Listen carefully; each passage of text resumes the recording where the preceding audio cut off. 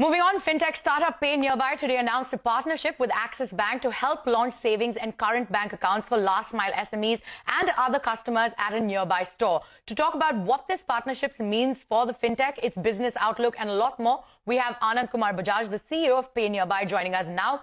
Anand, thanks for being here with us. If I can start by asking you, can you tell us a little bit about your partnership with Axis Bank to launch saving and current accounts for last-mile customers or SMEs? We are a distribution as a service partner, a DaaS, so to say, with a platform attached to our gateway. So there is a wide network that we have been able to create in the country, and then there is a platform that we have attached. On this platform, now you keep adding services and it gets published to the Bharat. It gets distributed to the Bharat. So this network is nothing but a two-way transmission protocol of connected digital entrepreneurs. It's a neural network. You can as much as relay product and get back insights, refine the product, and again go back to that. With the bank today, with Axis Bank today, we have been able to partner and unveil the path forward for taking the high end of technology to the bottom of the pyramid.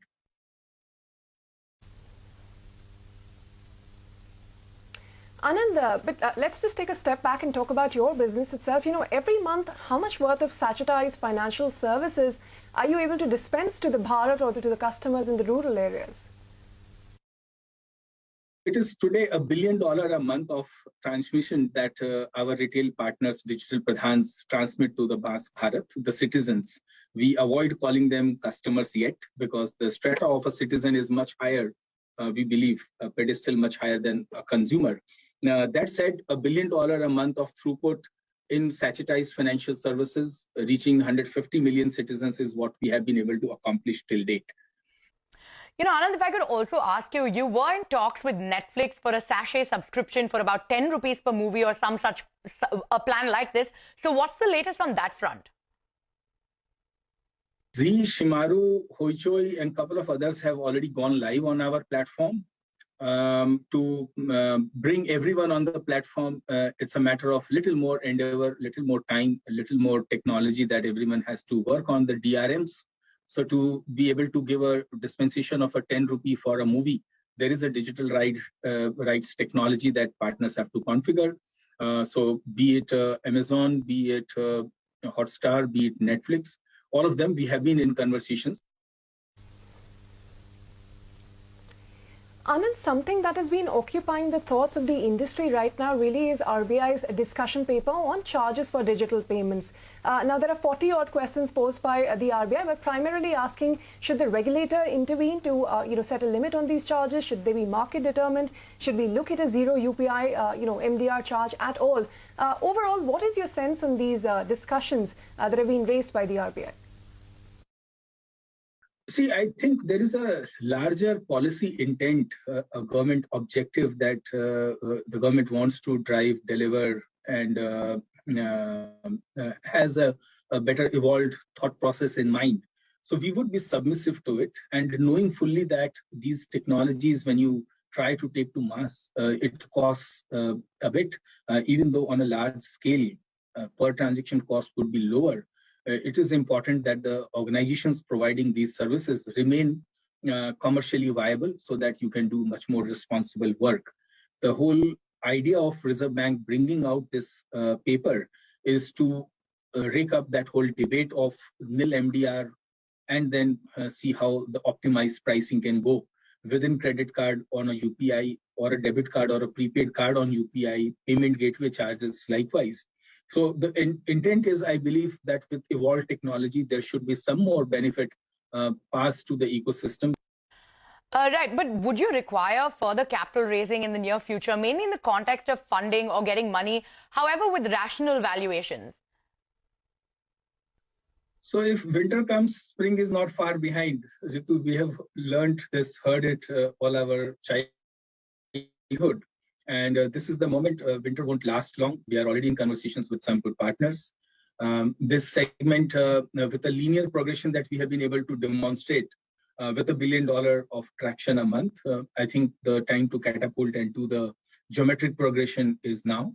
And we are in very, very interesting conversations with a couple of investors. Regarding valuation, I think it's a mindset. Unless the money comes in, what valuation do you command? It doesn't matter. But if you are able to co-create good value, then I think the IPOs reward the value creation. And we are cut for that. We certainly feel delighted that we have done all the hard work during the lockdown, and we say lockdown has slowed down nahi. So we have built all the digital payment rails on our backbone. We have seeped into the hinterlands of Bharat. So all the tough work has been done. Now the good fun work of scaling in true sense beyond the 2% that we do at our outlet for 2% of the banking ATM withdrawals. We can add a zero on the right side meaningfully.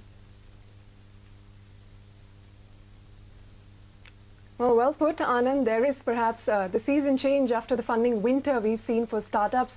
Thanks very much on that note for joining us here, Anand, and giving us your time. We have to take a short break on this note, but coming up on the other side, with an aim of bringing computer vision technology from science labs into the hands of people, Ashwini Ashokan started View AI. Now we speak to her on the big AI and SaaS opportunity in India. Stay tuned for that.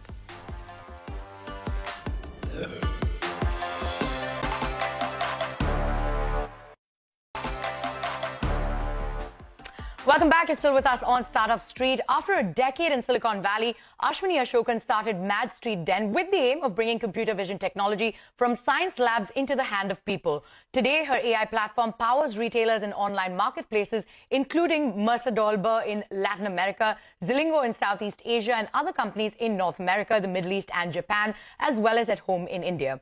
On the sidelines of the TIE Delhi NCR's I-Day, my colleague Aishwarya Anand caught up with Ashokan to discuss the big AI and SaaS opportunities in India and how the world sees women in technology. Take a look.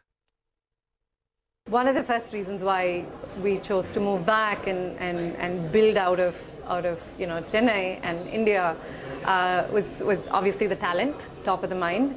The kind of deep tech AI talent that is out there in India here is just, and it's been growing, right? And we wanted to kind of invest in it ahead of the explosion, and in 2015-16 we kind of started that journey, especially in the space of all things AI.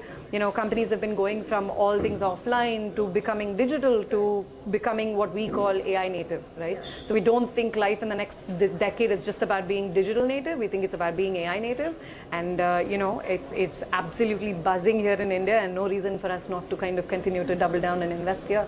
Correct. So I wanted to understand that where do you see India in the race for AI, and where do you see the sector in the next 10 years, and what are the key trends that you see emerging in 2022?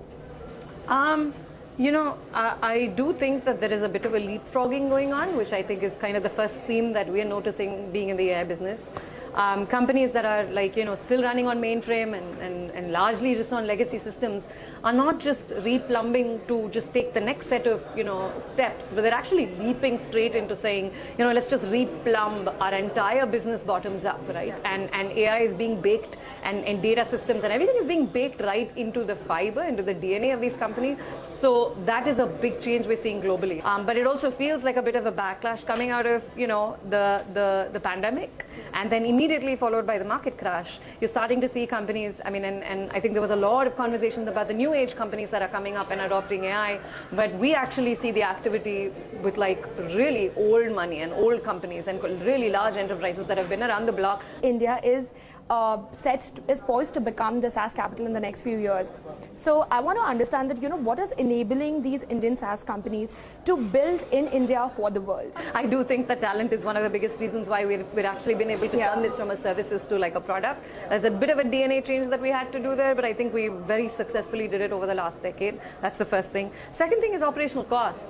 It is ridiculously expensive to maintain, build, and grow organizations globally, right? In many, many countries. And I think in India, whatever said and done, the operational cost is you can't even compare it to what it means to actually build an organization. And that's starting to add up. It's finally showing up today, right? I think, and that matters because at the end of the day, your gross margins end up being ridiculously better than what you get to see, if you had to, build it elsewhere versus India. So I do think cost structures are definitely favoring us, being able to build this out of India. And it's not like labor is cheap. It's not like people are cheap anymore. I don't know if you've been in the market today, but it is not easy to go out there and hire talent. So it's not not like cheap talent. I think that perception has also changed, is that nobody's looking at it as just cheap talent or body problem. That's not how the SaaS industry or the enterprise industry is increasingly looking at India, and I think there's a big shift that's happened as well, right? When we started Math Street then, and in 2016, 17, we were hitting the market and kind of, there were no enterprise companies. I remember, sitting on sessions with Girish from Freshworks, and us talking about, hey, like enterprise, there aren't established playbooks for how you're going to sell sitting out of, you're a founder sitting out here in Chennai. And today we are close to 18 unicorns in India. Yeah, unicorn or no unicorn, I think it's one of those things where, there's a lot of money being made, and a lot of new playbooks being made, and that is pretty much setting the stage for what's coming in the next decade. Now that we're talking about funding, you've also worn the hat of an angel investor now. You've invested in Signal, you've invested in Next Billion AI. So what is it that you look for in a startup when you're investing, and what kind of startups are you looking for to invest next into?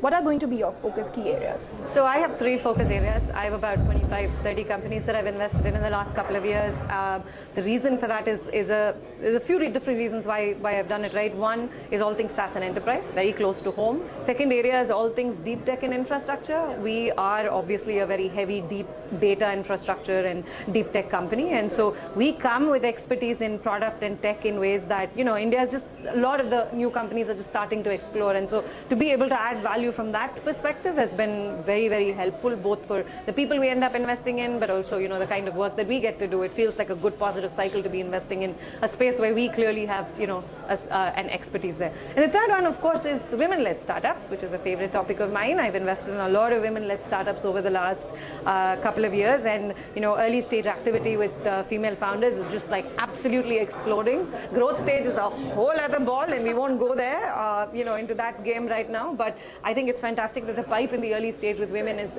really exploded, and so these are the 3 areas where I invest in. And with that, it is a wrap on this edition of Startup Street. More news and updates coming up on the other side. Stay tuned.